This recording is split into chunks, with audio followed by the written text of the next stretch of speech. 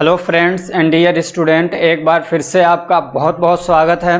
तो आज के इस लेक्चर में हम लोग पढ़ने वाले हैं एचएपी का चैप्टर नंबर 12 और आज का हमारा टॉपिक है सेंस ऑर्गन्स। तो इसमें हम लोग सेंस ऑर्गन के बारे में पढ़ेंगे।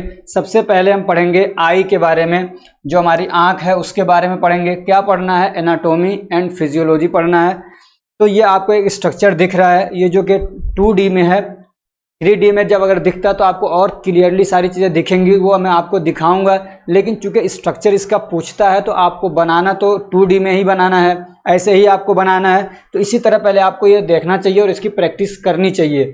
3D में आप चीज़ें समझ तो लेंगे लेकिन 3D में बना नहीं पाएंगे, समझ रहे हैं? तो ये जो आपको दिख रहा है, ये इतना, ये वाला जो है ये होता है आपका क्या कहते हैं, आइरिस। समझ रहे हैं? ये क्या है? आइरिस है। इस आइरिस यानी जो ये हमारा काला वाला दिखता है ना, आगे से ऐसे गोल सा काला वाला, वो है ये। और उसी के ऊपर एक ट्रांसपेरेंट मतलब जो एकदम वाइट सा है, बिल्कुल कलरलेस है कि ऐसे मैं आपको दिखाऊं तो ऊपर से दिखे ना, समझ रहे हैं ना? जैसे इसके ऊपर मैं एक प्लास्टिक चिपका दूं या सफ़ेद टेप चिपका दूं तो वो दिखता नहीं है ऊपर से। ऐसे ही समझिए इसके ऊपर एक क्या पतली सी झिल्ली, और कोई पतली नहीं है, देख रहे हैं, इतनी मोटी सी एक झिल्ली है जो कि ट्रांसपेरेंट है, जो जिसको हम लोग बोलते हैं कॉर्निया। समझ रहे हैं? काला सा जो दिखता है वो ये है, समझ रहे हैं? और इसके बीच में काला सा दिखता है यहाँ पे, ये होता है हमारा पुपिल। समझ रहे हैं? ये कोई चीज़ नहीं होती है, जो पुपिल है ये कोई मतलब कोई मसल्स या कोई चीज़ नहीं है, सिर्फ एक होल है। समझ रहे हो ना? जो इस जो हमारा ये काला वाला हिस्सा होता है जिसको आइरिस बोलते हैं, इसी के बीच में आपको क्या कहते हैं दिखता है काला काला सा, तो एक तरीके का होल होता है। जैसे ये होल है, अगर इधर से लाइट रिफ्लेक्ट ना हो तो आपको ये काला दिखेगा। समझ रहे हो? दिख रहा है? अभी जब मैं इसको बंद कर दूं तो ये काला दिख रहा है। तो ऐसे ही क्या होता है, पुपिल है, एक होल होता है और इसी के रास्ते से लाइट जाती है और इस लेंस पे पड़ती है। ये क्या है? लेंस है। और उसी से क्या होती है, लाइट यहाँ लेंस पे पहुंचती है और फिर यहाँ से लेंस से होकर रेटिना पे लाइट पहुंचती है और फिर क्या होता है, रेटिना से क्या कहते हैं कलेक्ट होती हैं सारी चीज़ें, और यहाँ से फिर क्या होता है, ये हमारा ऑप्टिक नर्व है और वहाँ से फिर कलेक्ट किया जाता है, उसको ट्रांसफ़र किया जाता है, ट्रांसमिट किया जाता है। ट्रांसमिट मतलब ये कि यहाँ से लाइट आ रही है तो उसको इम्पल्सेस में कन्वर्ट किया जाता है रेटिना के थ्रू। ये जो वाली लेयर होती है ये रेटिना की लेयर होती है, समझ रहे हैं? तो ये रेटिना का काम होता है कि जो लाइट की रोशनी आ रही है उसको कन्वर्ट करे इम्पल्सेस के अंदर, इलेक्ट्रिक इम्पल्सेस या इलेक्ट्रिक मैसेज के अंदर, और उसको इलेक्ट्रिक मैसेज को कन्वर्ट करके वो फिर क्या कहते हैं, ये जो हमारा ऑप्टिक नर्व होते हैं उसके थ्रू क्या है उनको ब्रेन तक भेजा जाता है और फिर वहाँ से उसको क्या कहते हैं एक मतलब इमेज दिया जाता है कि अच्छा ये चीज़ है ये। समझ रहे हैं? तो इसमें और ज़्यादा आपको डीपली नहीं जाना है। अब यहाँ पे कुछ चीज़ें हैं वो आपको याद रखना चाहिए। तो ये आपका सबसे ऊपर वाला हो जाता है कॉर्निया, फिर उसके बाद ये नीचे आइरिस, और ये वाला एरिया जो होता है जो एक होल है, एक ओपनिंग है, ये होता है पुपिल। उसके नीचे होता है लेंस, और ये होता है आपका सिलियरी मसल्स जो इस लेंस को पकड़ के रखते हैं, और ज़रूरत पड़ने पे लेंस को कभी खींचा भी जाता है, कभी सुकड़ाया भी जाता है। जब हम दूर की चीज़ें देखते हैं तो लेंस को क्या किया जाता है, खींच दिया जाता है, और जब करीब की चीज़ें देखते हैं उसको सुकड़ाया जाता है। तो ये कौन करता है? इसकी वजह से होता है, यानी इसकी वजह से इसका थिकनेस बढ़ता और घटता है लेंस का। और यहाँ पे एक तरीके का लिक्विड भरा रहता है, और क्या, और ये जो आपको दिख रहा है ये इतना बड़ा सा ये सारा क्या होता है, एक तरीके का गाढ़ा लिक्विड होता है। क्या होता है? गाढ़ा लिक्विड, उसको बोलते हैं हम लोग विट्रस ह्यूमर। क्या बोलते हैं? Vitreous humour. ऐसे यहाँ पे भी एक लिक्विड होता है जो बहुत ज़्यादा गाढ़ा नहीं बल्कि पतला, क्या कहते हैं मतलब कम विस्कस होता है, उसको बोलते हैं एक्वस ह्यूमर। चूँकि ये कम गाढ़ा होता है, वाटरी ज़्यादा होता है, तो एक्वस ह्यूमर बोलते हैं, और इसको बोलते हैं विट्रस ह्यूमर। ठीक है? और इसमें क्या देखना आपको, ये वाली जो लेयर होती है ये वाली इसको बोलते हैं कोरोइड। तो इसमें ब्लड वेसल्स होते हैं जो न्यूट्रिशन वगैरह पहुंचाते रहते हैं, समझ रहे? इसके अलावा इसमें भी आते हैं ब्लड वेसल्स, यहाँ तक आते हैं, लेकिन इसमें पूरा मतलब ब्लड वेसल्स रहते हैं जो न्यूट्रिशन पहुंचाते रहते हैं, ऑक्सीजन पहुंचाते रहते हैं। और ये बाहर वाली जो लेयर होती है इसको बोलते हैं स्क्लेरा। ये समझ रहे? जैसे कि आँख है तो हमारी बाहर से ऐसे इतनी दिखती है, ये समझ रहे? ये वाला पोर्शन दिखता है, तो ये सफ़ेद सा दिखता है ना, ये साइड में ये सफ़ेद सा जो दिखता है वो वाला होता है स्क्लेरा। ऐसा नहीं कि सिर्फ इतना ही सामने ही रहता है, बल्कि पूरी आँख को ऐसे ढका रहता है। समझ रहे? आँख पूरी गोल सी है, चारों तरफ से उसको ढका रहता है, तो एक स्ट्रक्चर भी देने का काम करता है ये। समझ रहे हैं? इतनी चीज़ें आपको ध्यान देना और ज़्यादा कुछ याद करने की ज़रूरत नहीं है। अब इसको आपने ऐसे तो देखा 2D के अंदर, अब हम देखते हैं 3D के अंदर इसको, कि ये 3D में कैसा दिखता है। थोड़ा आपको मज़ा आएगा, चीज़ें और अच्छे से समझ में आएंगी। ये है आपकी आँख, जो ऐसे हम लोग देख रहे हैं ना, ये आँख है। इसमें से ऊपर से कुछ चीज़ों को काट दिया गया है। तो इसको मैं थोड़ा सा और छोटा करता हूँ और आपको दिखाता हूँ। इसको थोड़ा सा घुमा के देखो, ये ऐसे गोल सी है आँख, पूरी बॉल की तरह दिख रही है। ये पूरी ऐसे गोल से, ऐसे ऐसा नहीं कि सिर्फ फ्लैट सी हो, पूरी गोल सी ऐसे चारों तरफ से है। ये है स्क्लेरा। ये क्या है? स्क्लेरा। आपको थोड़ा सा ऐसे दिख रहा होगा लिखा हुआ, तो ये आपका क्या है? स्क्लेरा है, आपका और मेरा भी। और ये जो हम लोग कह रहे थे ना, यहाँ से निकलता है ऑप्टिक नर्व, तो ये ऑप्टिक नर्व्स निकल रहे हैं, समझ रहे हैं ना। ये मसल्स हैं जो पकड़ के रखते हैं इनको। ये दिख रहा है ना, ये मसल्स। तो मैंने आपको बताया था कि इधर साइड में मूवमेंट कराने के लिए मसल्स होता है, तो वो होता है लेटरल रेक्टस, जो मूवमेंट कराने में, आंखों को घुमाने में काम करता है। ये मसल्स हैं ये। अब इसमें हम लोग और देखते हैं ये आगे से, तो ये जो है ये स्क्लेरा हो जाता है हमारा, जो सफ़ेद वाला होता है। उसके अलावा ये आपको काला वाला दिख रहा है ना, ये काला वाला डायरेक्टली नहीं है, समझ रहे। इसके ऊपर ट्रांसपेरेंट एक समझिए कि लेयर है, उसको हम लोग क्या बोलते हैं? उसको बोलते हैं कॉर्निया, समझ रहे। ये काला नहीं है, कॉर्निया। इसको कॉर्निया को हटा देते हैं हम, ये हटा दिया हमने। अब इसके नीचे आएगा आपका आइरिस, समझ रहे हैं। ये जो काला वाला है, तो उस काले वाले के ऊपर से हमने एक लेयर हटा दी। अब इस आइरिस को भी अगर हम हटा दें तो इसके नीचे क्या है? तो यहाँ पे एक मसल्स होता है, समझ रहे हैं। इसको भी हमने हटा दिया, ये आइरिस को। अब ये क्या है? इसको बोलते हैं, अब इस वाले को हम लोग बोलते हैं पुपिलरी डायलेटर। पुपिलरी डायलेटर, ये पुपिल को डायलेट करता है, यानी साइज को बढ़ाता है। और ये जो आपको दिख रहा है, ये बीच में हिस्सा, समझ रहे हैं, ये जो वाला आपको काला सा दिख रहा है, ये कोई चीज़ नहीं है, ये खाली जगह है, समझ रहे हैं। अभी मैं इसको भी हटा देता हूँ। इसको हटाऊंगा तो आपको यहाँ पे दिखेगा सिर्फ लेंस। इसको भी हटा दे, ये खाली जगह कुछ है नहीं। अब ये लेंस दिख रहा है ना, ये वाइट वाला आपका पूरा लेंस है। और यहीं पे आके क्या कहते हैं, आपके मतलब लाइट आके पड़ती है, ये पूरा लेंस होता है, समझ रहे हैं। तो चूंकि ये आइरिस को हमने, जब यहाँ पे आइरिस होता है तो ऐसे गोल सा आइरिस होता है, तो बीच में जो होल होता है उसी होल को बोलते हैं पुपिल, समझ रहे हैं। अब यहाँ पे पुपिल आपको दिखेगा नहीं, क्योंकि वो आइरिस को हटा दिया गया, तो अब होल वो बन नहीं रहा है बीच में, समझ रहे, तो इसलिए यहाँ पे आपको वो दिखेगा नहीं। ऐसे कुछ मसल्स और भी होते हैं, लेकिन वो सब में जाना नहीं आपको इतना। अब ये देखिए, अगर हम इसको स्क्लेरा को हटाते हैं तो ये सबसे बाहरी लेयर होती है, ये स्क्लेरा। ये स्क्लेरा है, ये सबसे बाहरी लेयर। इसको हटाएं तो इसके नीचे क्या है? तो इसके नीचे ये होता है आपका कोरोइड, जो मैंने दिखाया आपको ना। तो ये चारों तरफ से ऐसे फैले रहते हैं, कोरोइड होता है, जिसमें ब्लड वेसल्स होते हैं। क्या होता है? ब्लड वेसल्स होते हैं, न्यूट्रिशन वगैरह लेके आते रहते हैं, ऑक्सीजन आता रहता है, और जो वेस्ट यहाँ से निकल रहा है, यानी एनर्जी बनने के बाद में, उसको यहाँ से ले जाया जाता है वापस। इसको भी हटाते हैं हम लोग तो इसके नीचे आता है हमारा रेटिना। ये है रेटिना हमारा। और रेटिना का काम क्या होता है कि जो असल में यहाँ पे इमेज बनता है, और इमेज क्या बनता है? इंपल्सेस बनते हैं, और उसको भेजा जाता है। फिर उसके बाद क्या, तो वहां से मैसेज आता है, तब हमको कोई चीज दिखती है, इमेज बनता है, समझ रहे हैं। तो ये आपका पूरा क्या कहते हैं इसका, तो ये आपका क्या कहते हैं, पूरा आपने एनाटॉमी देख लिया इसका। चलिए इसको हटाते हैं हम लोग, तो समझ में आ गया। इसको आगे बढ़ते हैं हम लोग, इसकी फिजियोलॉजी तो आपको तकरीबन समझ में ही आ गया होगा। कॉर्निया क्या है? तो ट्रांसपेरेंट, तो कॉर्निया के बारे में हमने देखा, तो ये ट्रांसपेरेंट होता है, जो मैंने आपको बताया ना, वो सारी चीजें यहाँ पे लिखी हुई हैं।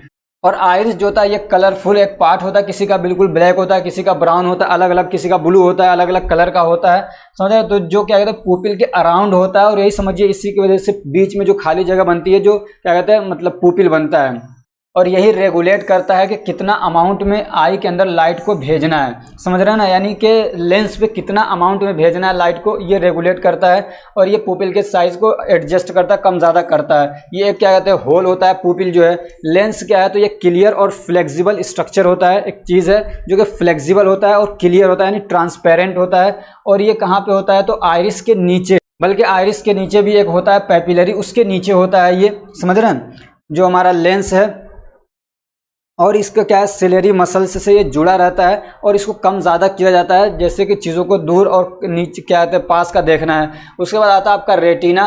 तो ये क्या होता है कि इनर मोस्ट पार्ट होता है, सबसे अंदर वाली लेयर होती है, मैंने आपको दिखाया, समझ रहे हैं ना।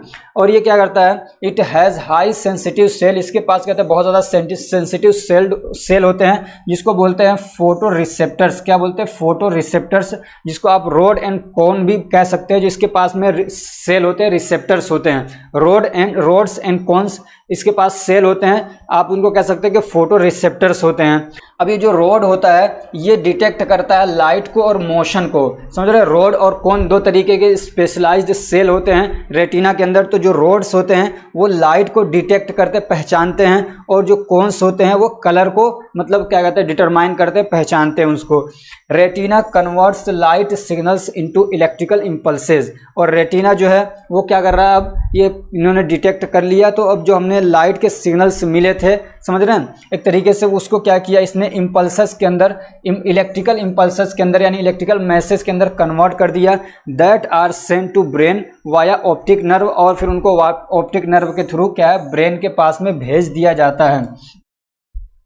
अब ऑप्टिक नर्व्स क्या है, तो जो इस इंफॉर्मेशन को लेके जाते हैं, स्क्लेरा आपको समझ में आ गया, समझ रहे हैं। कोरोइड ये भी आपने पढ़ लिया, ब्लड वेसल्स वगैरह वहाँ पे होते हैं। आपने एक्वस और विट्रस ह्यूमर्स के बारे में पढ़ लिया, समझ रहे हैं, सिलियरी बॉडी के बारे में पढ़ लिया। तो ये सारी इसकी फिजियोलॉजी है। दूसरा जो है सेंस ऑर्गन हमारा वो है ईयर, और ईयर को मैंने अभी रिसेंटली ही इंपॉर्टेंट क्वेश्चन आंसर के अंदर पढ़ाया था, तो उसको मैं सीधा यहाँ पे कॉपी कर रहा हूँ। फिजियोलॉजी ऑफ हियरिंग, हम लोग चीज़ों को सुनते हैं तो उसकी क्या फिजियोलॉजी है उसको बताना है। अब ये हियरिंग का प्रोसेस कहाँ पे होता है, हमारी आंखों से तो होता नहीं है, कान से होता है, समझ रहे हैं ना। तो इसके लिए कौन रिस्पॉन्सिबल होता है, ईयर हमारा रिस्पॉन्सिबल होता है। अब ये जो हमारा कान है ना, इसका कई बार स्ट्रक्चर पूछ लेता है, तो ये डिवाइड होता है 3 मेन पार्ट्स के अंदर। एक होता है आउटर ईयर, समझ रहे हैं, एक बाहरी कान होता है, ये इधर का जो है वो क्या है आपका आउटर है, समझ रहे हैं ना, ये इधर वाला आउटर है। फिर यहाँ से लेके यहाँ तक जो होता है ये आपका मिडिल ईयर होता है, और उसके बाद होता है इनर ईयर, ये सबसे अंदर वाला ये इनर ईयर होता है इधर वाला, समझ रहे हैं। अब ये क्या कहते हैं, इसमें क्या प्रोसेस, मतलब इसकी क्या कहते हैं हियरिंग का मैकेनिज्म क्या है या उसका प्रोसेस क्या है, फिजियोलॉजी क्या है। तो सबसे पहले जो हमारा पिन्ना वाला एरिया है, इसके अंदर हवा आती है, एयर आया तो उसको अंदर भेजा जाता है, समझ रहे हैं ना। और इसको जो बोलते हैं हम लोग, इसको बोलते हैं ऑडिटरी कैनाल, और यहीं पे होता है टिम्पैनिक मेम्ब्रेन। क्या होता है टिम्पैनिक मेम्ब्रेन, एयर जो भी आया, साउंड जो भी आया, समझे, जो भी साउंड आता है तो वो एयर के थ्रू ही आता है, समझ रहे हैं। इस पे आता है तो यहाँ पे क्या होता है वाइब्रेशन होता है, हवा आई, कोई भी मैं बोल रहा हूँ आपके कानों में आवाज़ पहुँच रही है तो जाके टकरा रही कहाँ पे, टिम्पैनिक मेम्ब्रेन से। अब ये टिम्पैनिक मेम्ब्रेन ये 3 हड्डियों के साथ में एक तरीके से जुड़ा रहता है, बल्कि देखा जाए तो सीधे जुड़ा रहता है मेलियस से। किससे, मेलियस से जुड़ा रहता है। और ये क्या कहते हैं 3 हड्डियां होती है छोटी छोटी सी, उसके बाद दूसरी हड्डी होती है इनकस, और तीसरी होती है स्टेप्स, समझा। तो ये जब इससे इस पे क्या कहते हैं जब वाइब्रेशन होता है तो वो वाइब्रेशन इस पे जाता है, इनमें ट्रांसफर होता है यहाँ से यहाँ और यहाँ से यहाँ, और इस तरीके से वो वाइब्रेशन पहुँच जाता है इनर ईयर के अंदर, यानी कान के सबसे अंदर वाले हिस्से में। हमारा क्या कहते हैं जो ये क्या कहते हैं जो वाइब्रेशन बना था अभी यहाँ पे किसी साउंड के रिस्पॉन्स में, किसी साउंड के आने की वजह से वो पहुंच गया कहाँ, कान के अंदर। और ये जो 3 हड्डियां होती हैं इनको बोला जाता है ऑडिटरी ऑसिकल्स। क्या बोलते हैं, ऑडिटरी ऑसिकल्स। ये सारी बातें आगे लिखी हुई हैं, आप उसका अगर चाहें तो स्क्रीनशॉट ले सकते हैं, ठीक है ना। उसके बाद यहाँ पे क्या कहते हैं, आप ये देख रहे हैं एक इधर नीचे जा रही है ये पाइप जैसा, इसको बोलते हैं एस्टेकियन ट्यूब। क्या बोलते हैं, एस्टेकियन ट्यूब। अगर इसमें हवा का प्रेशर ज़्यादा आ जाए तो उसको इधर अंदर ना जाने देता है, ये इसको क्या करता है थ्रोट मिला के निकाल देता है। ये आता है हमारे बैक ऑफ थ्रोट में, समझ रहे हैं, यहाँ से ये आके और हवा को बाहर निकाल दिया जाता है। तो इस तरीके से एयर प्रेशर को मेंटेन किया जाता है। सोच रहे हैं ये अपने आप डेवलप होने वाली चीज़ें नहीं है, समझ रहे। ये कुछ लोग कहते हैं ना आदमी अपने आप से बन गया, अपने आप से नहीं बना, इसको बहुत क्या सोच समझ के बनाया गया है, समझ रहे। हम इंसानों को ऐसे नहीं कि अपने आप से बनता चला गया, अपने आप से बनने वाली चीज़ है ये कि मतलब हवा का प्रेशर आ रहा है तो वो क्या कहते हैं निकल जा रहा है इधर, ज़्यादा अंदर न जाए, वरना पता चल रहा है कि बहुत सारी दिक्कतें क्रिएट हो जाएंगी, आदमी की हेयरिंग लॉस हो जाए। तो यहाँ पे होता है कोकिला। क्या होता है, यहाँ पे होता है कोकले, समझे, कोकली भी बोलते हैं इसको। और इस कोकली के अंदर होता है कोर्टी। क्या होता है, कोर्टी। उसके अंदर हेयर लाइक स्ट्रक्चर होता है और वहाँ पे फ्लूइड भी होता है। अब ये जो वाइब्रेशन इसके अंदर जाता है और फिर पहुँचता है कोर्टी के अंदर, वहाँ पे हेयर लाइक स्ट्रक्चर होता है, वहाँ पहुँचता है तो वो क्या होता है कन्वर्ट होता है इलेक्ट्रिक इम्पल्सेस के अंदर। किस में कन्वर्ट होता है, इलेक्ट्रिक इम्पल्सेस के अंदर कन्वर्ट हो जाता है। और फिर वो इलेक्ट्रिक इम्पल्सेस को क्या कहते हैं जो ऑडिटरी नर्व्स हैं या आप कह सकते हैं जो नर्व हैं वो उनको लेके जाते हैं ब्रेन तक। फिर वहाँ पे जाके उसकी प्रोसेसिंग होती है, डिकोडिंग होती है, फिर आदमी समझता है कि क्या बात कही गई है। मैं इतना बोल रहा हूँ, एक भी शब्द बोल रहा हूँ तो उन सब के साथ में ये सारा प्रोसेस हो रहा है, आपके ब्रेन तक बात पहुँच रही है, फिर वहाँ से आपको बताया जा रहा है, आप समझ पाते हैं कि इसने क्या बोला है, समझ रहे हैं। और फिर वहाँ से ये भी पता लगाया जाता है कि किसने ये बात बोली, चूँकि हमारे ब्रेन में मेमोरी सिस्टम है, बहुत सारी चीज़ों को मतलब मेमोराइज कर लिया जाता है। अब मैं भी, आप मेरी आवाज़ चाहे मुझे देखें चाहे न देखें, सुनेंगे तो आप फौरन कहेंगे हाँ SR फार्मेसी वाले सर क्या हैं, उनकी आवाज़ है। तो वो सारा कुछ होता है। तो यहाँ से क्या कहते हैं, जो कोर्टी है वहाँ से क्या कहते हैं, वो इम्पल्सेस को रिसीव किया जाता है ऑडिटरी नर्व्स के ज़रिए से, और फिर वहाँ भेजा जाता है कहाँ पे, ब्रेन के अंदर। तो ये पूरा आपका हियरिंग का प्रोसेस होता है, ये इसकी फिजियोलॉजी है। तीसरा जो है हमारा वो है स्किन। क्या है? Skin. Skin is the largest organ in the human body. हमारे बॉडी के अंदर सबसे साइज में बड़ा, समझ रहे हैं ना, साइज में सबसे, वजन में नहीं, काम में नहीं, साइज में सबसे, चूंकि पूरी बॉडी में फैला हुआ है, समझ रहे हैं, तो सबसे बड़ा ऑर्गन होता है और ये कई सारे फंक्शन परफॉर्म करता है, समझ रहे हैं ना। और ये क्या कहते हैं, सेंसरी ऑर्गन के तौर पे भी काम करता है, प्रोटेक्शन वगैरह तो देता ही देता है, सेंसरी ऑर्गन के तौर पे भी ये क्या है, काम करता है। अब इसका स्ट्रक्चर देखिए, तो स्ट्रक्चर आपको दिख रहा होगा। इसके लेयर तो कई सारे होते हैं, लेकिन मेनली 3 लेयर में हम लोग इसको पढ़ते हैं। तो सबसे जो ऊपर वाली लेयर होती है, समझ रहे हैं, उसको हम लोग बोलते हैं एपिडर्मिस। क्या बोलते हैं? एपिडर्मिस। और उसमें भी ना, ये है हमारी एपिडर्मिस, ये एक ऊपर एक और लेयर होती है जिसको डेड सेल कहते हैं, समझ रहे हैं ना। एक लेयर होती है, उसके जो सेल माने जाता है कि वो डेड होते हैं, पूरी तरीके से वो मतलब क्या कहते हैं, जिंदा नहीं होते, पूरी तरीके से लाइव नहीं होते हैं वो। तो लेकिन आप पूरे को इतने को मानिए, क्या होता है, ये क्या है आपका एपिडर्मिस है। क्या है? एपिडर्मिस। और उसके बाद यहाँ से यहाँ तक जो ये लेयर दिख रही है, ये बहुत ज़्यादा इंपॉर्टेंट लेयर होती है, इसको बोलते हैं डर्मिस या डर्मा। समझ रहे क्या बोलते हैं? डर्मिस या डर्मा। और क्वेश्चन यहाँ से ऐसे पूछा जाता था कि कौन सी लेयर है जिसके अंदर ब्लड वेसल्स होते हैं, जिसके अंदर नर्व्स होते हैं, और जिसके अंदर से हेयर क्या कहते हैं, निकलते हैं, यानी हेयर बल्ब होता है, जो कहाँ से हेयर निकलते हैं असल में, जहाँ उसकी जड़ होती है, समझ। तो यहाँ पे ब्लड वेसल्स भी हैं, यहाँ पे नर्व्स भी होते हैं आपके, और यहीं से क्या है, बल्ब भी निकलते हैं, और यहीं से क्या है, जो हेयर निकलते हैं, जो जिसको बोलते हैं ना रोंगटे, तो वो कहाँ से निकल रहे हैं, वो इसी वाले लेयर से निकलते हैं। और फिर इस लेयर वाले के नीचे होती है हाइपोडर्मिस, और सबसे नीचे होती है सबक्यूटेनियस लेयर। लेकिन हम इन दोनों को मिला के ही पढ़ लेते हैं, सबक्यूटेनियस लेयर, समझ रहे हैं। ये वाला जो होता है असल में, ये होता है एडिपोज। एडिपोज टिश्यू होते हैं, यानी फैट सेल हैं ये। क्या होता है? Fat cell. आदमी मोटा होता है ना, तो यही वाली लेयर क्या होता है, बढ़ती जाती है, और आदमी ज़्यादा मोटे जो लोग होते हैं, उनकी ये फैट एडिपोज टिश्यू जो होते हैं, उनमें वहाँ पे क्या कहते हैं, फैट जमा होता रहता है। और फैट जमा भी कहाँ से होता है? ये होता है ग्लूकोज से। बहुत सारे लोग ये समझते हैं कि अगर आदमी ज़्यादा फैट खा रहा है तो उसकी वजह से फैट जमा हो रहा है, उसका भी इफेक्ट होता है। लेकिन जो ग्लूकोज हम लोग ज़्यादा खाते हैं ना, यानी जो ग्लूकोज हम लोग खा रहे हैं, उसको ग्लाइकोजन बनाया जाता है, उस ग्लाइकोजन को इसके अंदर स्टोर किया जाता है, और जितना ज़्यादा स्टोर किया जाता रहता है, ये इतना फूलता रहेगा, समझ रहे हो ना। तो इस तरीके से भी क्या है, ये आदमी को मोटा करता है। इसलिए कहते हैं कई बार लोग मीठा खाने से आदमी मोटा होता है, तो कैसे होता है? इस तरीके से होता है, ग्लाइकोजन के फॉर्म में ग्लूकोज को कन्वर्ट किया जाता है और फिर यहाँ पे स्टोर किया जाता है, समझ रहे हैं। तो ये आप इसको पूरे को एक लेयर मान लीजिए, सबक्यूटेनियस लेयर, या आप इसको ऐसे भी कर सकते हैं, हाइपोडर्मिस लेयर या एडिपोज लेयर इसको कह सकते हैं, और इसको सबक्यूटेनियस लेयर कह सकते हैं। लेकिन 3 लेयर आप मेनली इसको मानेंगे, समझ रहे हो। और ये तीनों यहाँ पे लिखे हुए हैं। आगे हम लोग इसका फंक्शन पढ़ते हैं कि स्किन का फंक्शन क्या होता है। तो इट प्रोवाइड्स प्रोटेक्शन। एक तो ये हमको प्रोटेक्शन प्रोवाइड करता है। क्वेश्चन ऐसे ही पूछा जाता है कि इसके लेयर बताइए और उसके फंक्शन बताइए, समझ रहे हैं, स्किन के। तो हमको प्रोटेक्शन देता है। एंड इसके अंदर क्या होता है, सेंसरी नर्व्स होते हैं और रिसेप्टर्स होते हैं, विच रिसीव डिफरेंट सेंसेस। और वो क्या है, अलग अलग सेंस को क्या कहते हैं, रिसीव करते हैं हमारे इन्वायरमेंट से। जैसे कि दर्द हो गया, कोई चीज़ चुभ रही है, ठंडा हो गया, गर्म हो गया, टच कोई कर रहा है, कोई प्रेशर दिया जा रहा है, तो उस सब चीज़ों को क्या करते हैं, सेंस करते हैं, महसूस करते हैं। और क्या, इट एब्जॉर्ब्स ड्रग और ऑयल्स। ये ऑयल्स नहीं है, ऑयल्स हैं। और ये क्या, दवाओं को या तेल वगैरह जो भी इस पर अगर लगाया जाता है, उस पर क्रीम है, कुछ भी हम लोग मसल्स उस पर क्या मसाज कर रहे हैं, लगा रहे हैं, तो उसको एब्जॉर्ब भी करते हैं। ये ऐसा नहीं है कि यहाँ से कुछ एब्जॉर्ब नहीं होता है, समझ रहे हैं। और क्या है, इट सेक्रेट्स सीबम। यहाँ से क्या कहते हैं, सीबम निकलता रहता है, जो कि ऑयली सब्सटेंस होता है, और ये स्किन को सॉफ्ट और स्मूथ बना के रखता है। और यहाँ पे ये जो नाक वाला एरिया होता है, यहाँ पे ज़्यादा इसका आपको दिखेगा।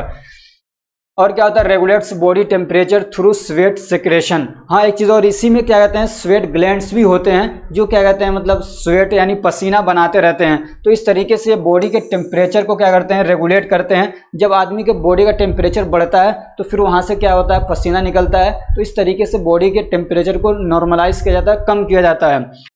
और क्या, इट कंटेंस 7D हाइड्रोकोलेस्टेरोल, और इसके अंदर क्या होता है 7D हाइड्रोकोलेस्टेरोल होता है, और जो कि कन्वर्ट किया जाता है विटामिन डी में in the presence of light, in the presence of sunlight. आपने कई बार सुना होगा धूप की रोशनी से विटामिन डी बनता है, या धूप की रोशनी हम लोग लेते हैं तो उससे हमको विटामिन डी मिल जाती है। तो ऐसा नहीं है, धूप की क्या कहते हैं, जो धूप की रोशनी है, धूप जो है उसमें विटामिन डी वगैरह कुछ होता नहीं है, बल्कि उसकी प्रेजेंस में हमारे जो स्किन है वो विटामिन डी बनाती है। किससे बनाती है, 7D हाइड्रोकोलेस्टेरोल से। अगर 7D हाइड्रोकोलेस्टेरोल नहीं है तो चाहे आप दिन भर सूरज की रोशनी में धूप में बैठे रहो, आपका विटामिन डी नहीं बनेगा। Provides protection against ultraviolet radiation, ultraviolet radiation के अगेंस्ट क्या प्रोटेक्शन प्रोवाइड करती है। सूरज की जो किरणें आती हैं तो उसमें अल्ट्रावायलेट रेडिएशन आने के भी चांसेस रहते हैं थोड़ा बहुत, तो उससे प्रोटेक्शन मिल जाता है हमको, समझ रहे हैं। और क्या है, ये वाटर को और फैट को एब्जॉर्ब करके भी रखती है हमारी स्किन।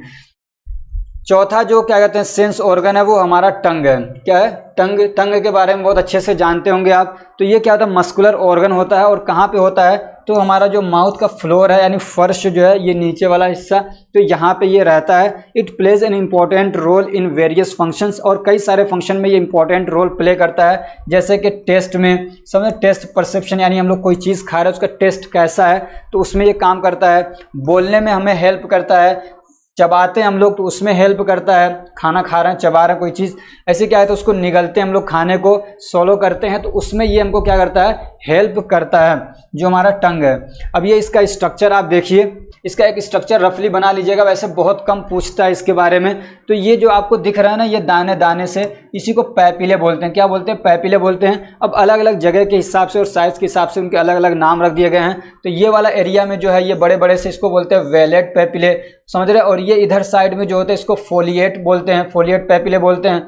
और एक ये वाले जो पाए जा रहे हैं, ये वाले दिख रहे हैं आपको, इसको बोलते हैं फंगीफॉर्म पैपिले। क्या बोलते हैं, फंगीफॉर्म पैपिले। और इस वाले को बोलते हैं फिलीफॉर्म पैपिले, समझ रहे हैं। अब यहाँ पे कुछ पॉइंट्स है वो आपको देखना है। तो टंग जो होता है ये हमारी जो क्या कहते हैं हायोइड बोन होती है, वहाँ से कनेक्ट होता है, समझ रहे हैं। मैंने आपको दिखाया थी जो वो हड्डी मैंने आपको दिखाया भी था, पढ़ाया जब मैंने हड्डियों के बारे में, ओसियस सिस्टम के बारे में पढ़ाया था। तो ये जो हड्डी होती है यहाँ पे एक हायोइड जिसको बोलते हैं, तो उस हड्डी के साथ में ये कनेक्ट होती है। हमारी जो जबान है, जो हमारी क्या कहते हैं जीभ है, tongue has a lot of small projections, इसमें बहुत छोटे छोटे क्या है, बहुत सारे प्रोजेक्शंस होते हैं। प्रोजेक्शन मतलब जैसे ये कोई चीज़ यहाँ से थोड़ी सी बाहर निकल रही है तो वो प्रोजेक्शन होता है। जैसे कि ये क्या है, यहाँ पे छोटे छोटे से दाने जैसे निकले रहते हैं ना हमारे टंग में, तो वो क्या है, प्रोजेक्शंस हैं। और उन्हीं प्रोजेक्शंस को हम लोग क्या बोलते हैं, पैपिले बोलते हैं। क्या बोलते हैं, पैपिले बोलते हैं।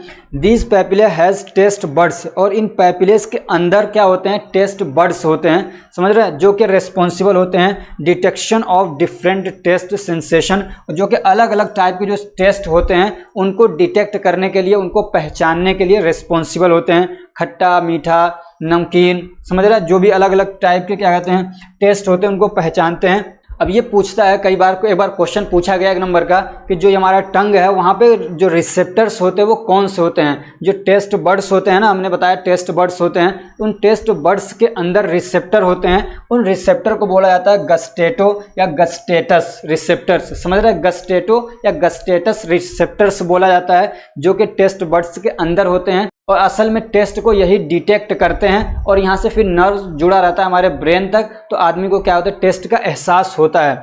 अब ये कि कौन सा मतलब एरिया हमारे टंग का किस टाइप के टेस्ट को क्या कहते हैं उसका परसेप्शन मतलब हमको देता है, डिटेक्ट करता है, तो ये ऊपर वाला जो हिस्सा होता है ये बीटर को, समझ रहे हैं, ये यहाँ पे 5-6 हिस्सों में बांटा गया है। तो ये वाला जो एरिया होता है ये बीटर टेस्ट बताता है। ये वाले जो एरिया होते हैं, ये वाले जो एरिया हैं ये हमको खट्टा बताते हैं। ये वाला जो एरिया होता है ये हमको साल्टी बताता है, नमकीन। और ये वाला जो एरिया होता है वो हमको मीठा बताता है, समझ रहे हैं। तो ये आपको इतना याद रखना, बहुत ज़्यादा इसमें इस टाइप से क्वेश्चन पूछे नहीं जाते हैं, ट्रिकी क्वेश्चन नहीं पूछा जाता है, और एग्जिट एग्जाम में आपका ये सब्जेक्ट है भी नहीं।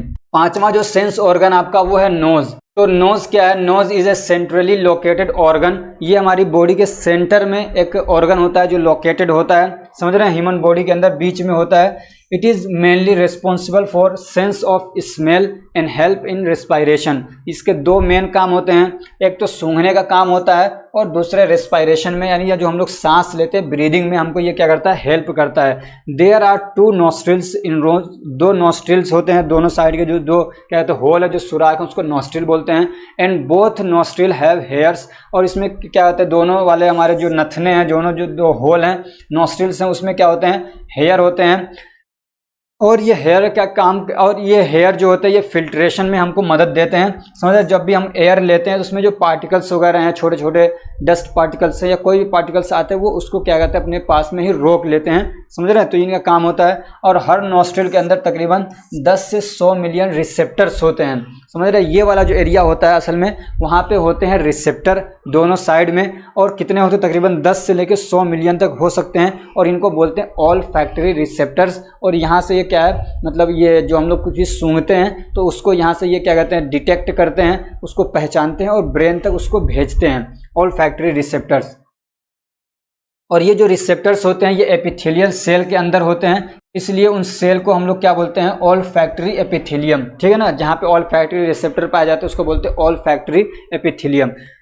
अब यहाँ से हम लोग कुछ क्वेश्चन देखते हैं, इंपॉर्टेंट क्वेश्चन जो यहाँ से पूछा जा सकता है, पूछा गया है। तो explain the physiology of eye, ये क्वेश्चन पूछा जाता है। मैंने आपको पूरा डिटेल दिया है, वैसे आपको बता देना है कि कैसे देखते हैं, बहुत आसान सा क्वेश्चन होता है। उसके बाद डिस्क्राइब द फिजियोलॉजी और function of the skin, skin की फिजियोलॉजी या उसका फंक्शन पूछे तो आपको बताना है, कई बार क्वेश्चन पूछा गया है ये। राइट ए नोट ऑन टंग के ऊपर ये पूछ सकता है कि टंग के ऊपर एक क्या कहते हैं नोट लिखिए या ब्रीफ नोट लिखिए। Draw a neat labelled diagram of eye, ये क्वेश्चन भी कई बार पूछा गया है। आई का एक नीट लेबल्ड डायग्राम बनाना है। Enlist sense organ, sense organ कौन कौन से हैं वो क्वेश्चन पूछा गया इस तरीके से। Describe the physiology of hearing, कैसे हम लोग सुनते हैं उसकी फिजियोलॉजी क्या है वो आपको बताना है। तो फ्रेंड्स ये आपका जो चैप्टर था, चैप्टर नंबर 12 यहीं पे कंप्लीट हो रहा है। अगर ये हमारी कोशिश आपको अच्छी लग रही है, मेरा पढ़ाया हुआ आपको समझ में आ रहा है, आपको नोट्स बनाने के लिए बहुत ज़्यादा मेहनत करने की ज़रूरत नहीं पड़ रही है, क्योंकि मैं खुद इस टाइप से नोट्स बना के लेके आता हूँ ताकि आपको उसमें बहुत ज़्यादा काट छाट करने की ज़रूरत ना पड़े। आप उसको एज इट इज़ उतार सकते हैं, बहुत शॉर्ट है जो आपके एग्ज़ाम के लिए बहुत हेल्पफुल होने वाला है और बहुत सारे बच्चों के लिए हो भी चुका है। तो अगर ये हमारी मेहनत, हमारी कोशिश, हमारा ये जो स्ट्रगल है आपको अच्छा लग रहा है तो आपकी भी रिस्पॉन्सिबिलिटी बनती है कि आप हमें सपोर्ट करें, हमारे वीडियोस को लाइक करें, शेयर करें, उनको सब्सक्राइब करें और हमारे साथ जुड़े रहें। हमारी जो वीडियोस हैं उनको लाइक करें, ज़्यादा से ज़्यादा उनको शेयर करें, अपने फ्रेंड्स को भी इसके बारे में बताएं, जो आपके जूनियर्स हैं उनको भी हमारे चैनल के बारे में बताएं ताकि वो भी कम समय में ज़्यादा से ज़्यादा एग्ज़ाम की प्रिपरेशन कर सकें। इसी के साथ में मैं आगे और भी बहुत सारी चीज़ें जो एक फार्मासिस्ट के लिए हो सकती हैं, बहुत सारी बेनिफिशियल चीज़ें उसके लिए लाता रहूँगा, तो हमारे साथ बने रहिए। और जो हमारे दूसरे जो मीडिया प्लेटफॉर्म्स हैं उनको भी आप क्या कहते हैं ज्वाइन कर लीजिए, उनको जाके क्या कहते हैं फॉलो कर लीजिए। इंस्टाग्राम पे हमारा व्हाट्सअप चैनल है उसको आप जाके ज्वाइन कर लीजिए, हमारा टेलीग्राम ग्रुप है, इन सब की लिंक आपको डिस्क्रिप्शन में मिल जाएगी। Thank you so much for watching.